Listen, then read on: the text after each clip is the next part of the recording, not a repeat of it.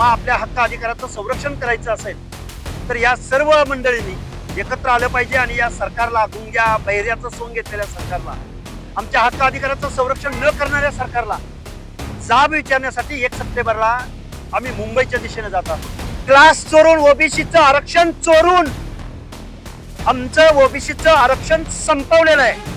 वतनदारांनी, जहागीरदारांनी, स्वतःला संस्थानिक म्हणणाऱ्यांनी, वेगवेगळ्या राजघराण्यांची ब्लड रिलेशन सांगणाऱ्यांनी आमच्या ओबीसीचं आरक्षण चोरलंय.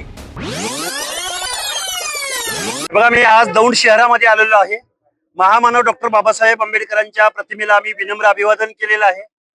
1 सप्टेंबरला आम्ही ओबीसी, बीजेएनटी, एसबीसी आणि आरक्षणाच्या दायऱ्यामधील सर्व मंडळींना आम्ही एक आव्हान करत आहोत. या संविधानाचं संरक्षण करण्यासाठी, आरक्षणाचं संरक्षण करण्यासाठी, लोकशाहीचं संवर्धन करण्यासाठी या सर्व बांधवांनी मुंबईला 1 सप्टेंबरला यावं असं आव्हान मी या महाराष्ट्रामधल्या सर्व ओबीसी, बीजेएनटी, एसबीसी, एससी, एसटी बांधवांना करत आहोत. आज ओबीसी जात्यामध्ये आहे, एससी एसटी सुपामध्ये आहे. असं म्हणण्याचं कारण असं आहे की ओबीसी आज जात्यामध्ये आहे आणि एससी एसटी सुपामध्ये आहे. त्याचं कारण असं की एससी एसटी आरक्षणाला सुद्धा क्रिमिलियरची अट्ट लावायचं षडयंत्र या देशामध्ये लावलं जातंय. तेव्हा आपल्या हक्क अधिकाराचं संरक्षण करायचं असेल तर या सर्व मंडळींनी एकत्र आलं पाहिजे आणि या सरकारला, गुंग्या बहिऱ्याचं सोंग घेतलेल्या सरकारला, आमच्या हक्क अधिकाराचं संरक्षण न करणाऱ्या सरकारला जाब विचारण्यासाठी 1 सप्टेंबरला आम्ही मुंबईच्या दिशेने जात आहोत. मी दौंड नगरीमध्ये आहे.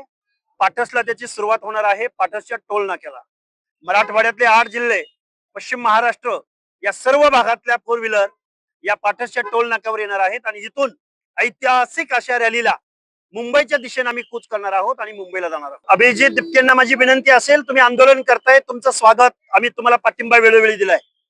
पण आरक्षणाच्या आड जर कोण येणार असेल, आरक्षणाच्या मुळावर जर कोण उठणार असेल, संविधानाला न मानता हुकुमशहाची भाषा, शिवराळ भाषा जर कोण बोलणार असेल आणि ती जर त्यांना मान्य असेल तर त्यांनी या गोष्टींचा विचार करावा.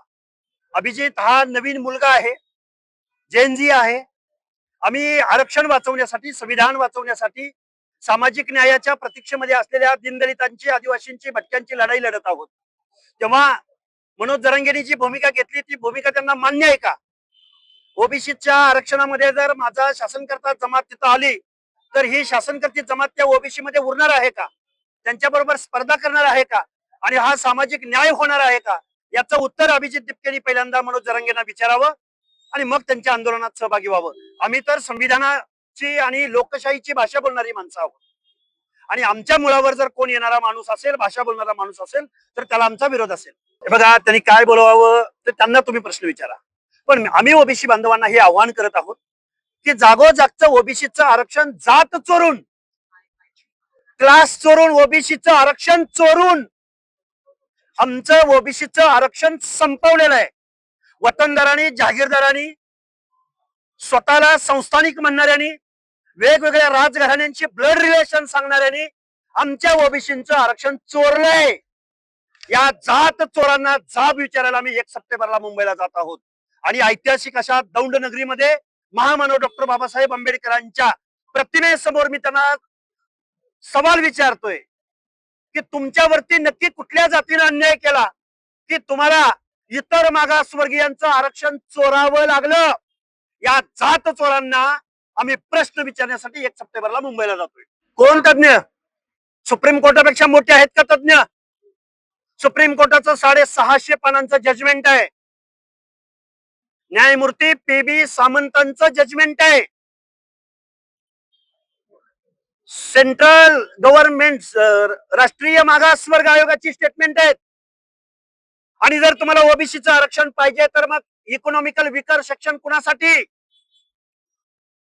एससीबीसीचं 10% आरक्षण कुणासाठी? आणि मग हे सगळं असताना तुम्हाला ओबीसी मध्ये काय यायचंय?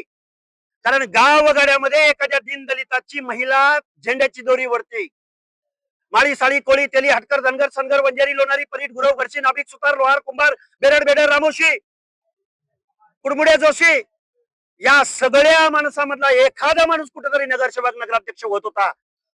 ते सुद्धा तुम्ही जात चोरानं आरक्षण चोरलं. या दौंडच्या नगराध्यक्ष पदाचं काय? हा सवाल विचारण्यासाठी आम्ही मुंबईला 1 सप्टेंबरला जातोय. तुमच्यावर नक्की या आमच्या ओबीसीच्या कुठल्या जातीनं अन्याय केला, तुम्ही कसं मागास झालं, हे असंविधानिक आहे, हे बेकायदा आहे आणि याचा जाब विचारण्यासाठी शासनाला आम्ही मुंबईला जातोय.